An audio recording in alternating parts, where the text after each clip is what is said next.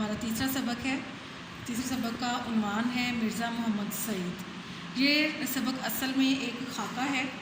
خاکے سے مراد یہ ہے کہ جس میں مصنف کسی شخصیت کی کا نقشہ ہمارے سامنے پیش کرتا ہے.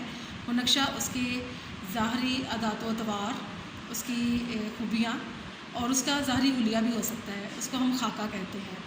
یہ جو اس سبق کے جو مصنف ہیں وہ ہیں شاہد احمد دہلوی، جو ایک خاکہ نگار ہیں. پہلے ہم ان کا تعارف پڑھیں گے. شاہد احمد دہلوی 1906 میں پیدا ہوئے اور 1967 میں انہوں نے وفات پائی. شاہد احمد دہلوی دلی میں پیدا ہوئے. دلی کی نسبت سے وہ اپنے نام کے ساتھ دہلوی لکھتے ہیں.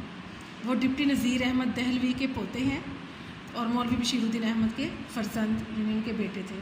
1925 میں انہوں نے F S C college Lahore سے ایف ایس سی کرنے کے بعد میڈیکل کالج میں داخلہ لیا، لیکن شدید بیمار ہو گئے. چنانچہ طبی تعلیم جاری رکھنے کا ارادہ ترک کر دیا یعنی چھوڑ دیا.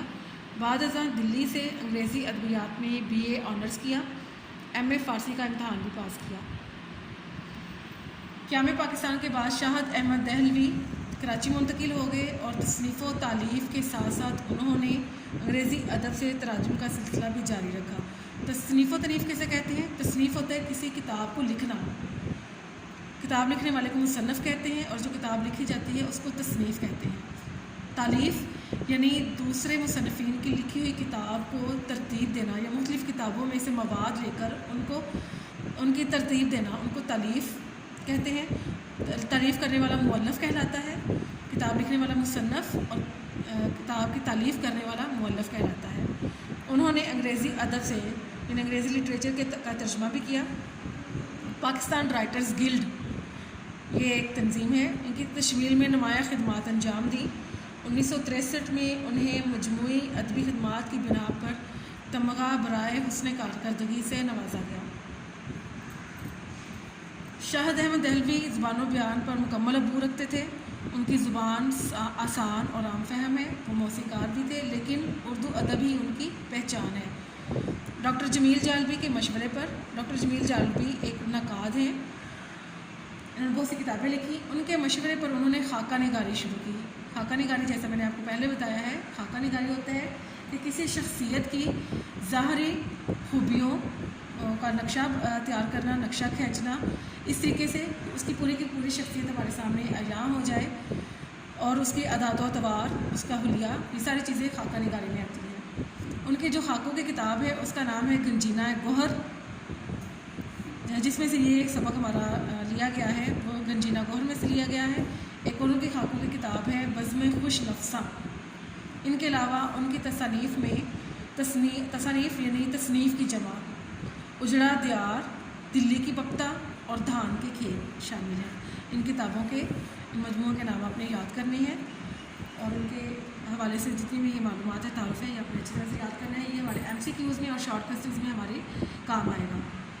اب ہم آتے سبق کی طرف. میں اس کی ریڈنگ کروں گی، ساتھ ساتھ آپ میں الفاظ کی معنی بولتی ہوں. آپ نے معنی جو ہے اپنی کتاب پر لکھنے ہیں اور ساتھ یاد بھی کرنے ہیں. صبح اخباروں میں یہ خبر پڑھ کر دل دھک سے رہ گیا. دل دھک سے رہ جانا، دل پریشان ہونا کہ پروفیسر مرزا محمد سعید کا آج سوئم ہے. سوئم سے مراد وفات کا تیسرا دن. خاموش زندگی، خاموش موت. مرزا صاحب کی علالت مزاج یعنی بیماری کا مزاج یا مرض الموت.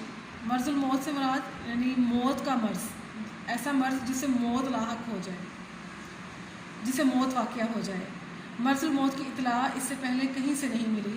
حادث یہ کہ پرسوں وہ رحلت فرما گئے، وفات پا گئے اور ان کے سینکڑوں دوستوں اور قدردانوں کو اس سانحہ ارتحال کی خبر تک نہ ہوئی. سانحہ ارتحال، موت کا واقعہ. افسوس، اتنا بڑا صاحب کمال یعنی بہت سی خوبیوں والا ہم میں سے اٹھ جائے یعنی ہم سے جدا ہو جائے اور اس کی سنونی ہم تک نہ پہنچے. سنونی موت کی خبر ہم تک نہ پہنچے. کتنے بے خبر ہیں ہم لوگ. زندہ قوموں کا یہ شعار نہیں ہوتا. شعار رویہ، طریقہ کہ اپنے اہل کمال سے غافل ہو جائیں. ایسی غفلت مجرمانہ ہوتی ہے. شاید یہ ہماری غفلت ہی کی سزا ہے کہ مرزا صاحب کو یوں ایکا-ایکی ہم سے چھین لیا گیا، ایکا-ایکی اچانک۔ عالم کی موت ہوتی ہے۔ یہاں پہ دونوں لفظ کا املا ایک جیسا ہے لیکن ان کے معنی الگ الگ ہیں۔ عالم سے مراد جاننے والا، اسکالر، اور عالم دنیا، یعنی ایک عالم کی موت ہوتی ہے۔ ابھی ہم کو اس کا اندازہ نہیں ہو سکتا کہ مرزا صاحب کے رخصت ہو جانے سے ہمارا کتنا بڑا نقصان ہو گیا ہے۔ اب ان کی عدم موجودگی، غیر موجودگی رہ کر ہمیں ان کی یاد دلائے گی، اور وقت کے ساتھ ان کی جدائی کا گھاؤ زخم بڑھتا چلا جائے گا۔ مرزا صاحب بہت ہی خاموش کام کرنے والوں میں سے تھے، یعنی اتنے خاموش کہ خود ان کے زمانے کے اکثر لوگ بھی ان کے علمی اور ادبی کارناموں سے واقف نہیں ہوئے۔ دراصل خود مرزا صاحب شہرت سے گھبراتے تھے اور پبلک پلیٹ فارم یعنی عوام کے سامنے آنا پسند نہیں کرتے تھے۔ کام کرتے تھے ستائش کی تمنا اور صلے کی پرواہ سے بے نیاز ہو کر۔ ستائش، تعریف، تمنا، آرزو،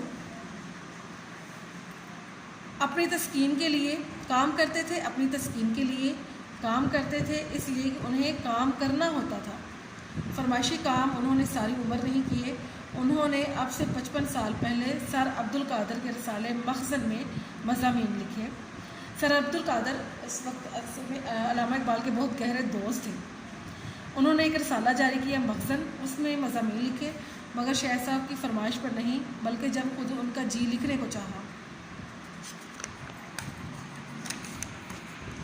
مرزا صاحب کسی کو خوش کرنے کے لیے نہیں لکھتے تھے۔ مرزا صاحب پیسے کے لیے بھی نہیں لکھتے تھے۔ پیسے کی تو انہوں نے کبھی پرواہ نہیں کی، بلکہ پیسے کے ذکر پر وہ چڑ جاتے تھے اور انہیں منانا مشکل ہو جاتا تھا۔ لاہور کے اکثر پبلشر کتابیں چھاپنے والے، لاہور کے اکثر پبلشروں نے مرزا صاحب سے کتابیں لکھوانی چاہییں اور بڑی بڑی رقمیں پیش کیں، مگر مرزا صاحب نے انہیں ایک لفظ بھی لکھ کر نہیں دیا، اور جب اپنا پہلا ناول یاسمین لکھا تو اپنے ایک شاگرد پبلشر کو بے مزد دے دیا، بے مزد، بغیر معاوضے کے، بغیر کچھ لیے ہوئے۔ اس کے کچھ عرصے بعد دوسرا ناول خواب ہستی لکھا، اسے بھی بغیر کچھ لیے دیے چھپوا دیا۔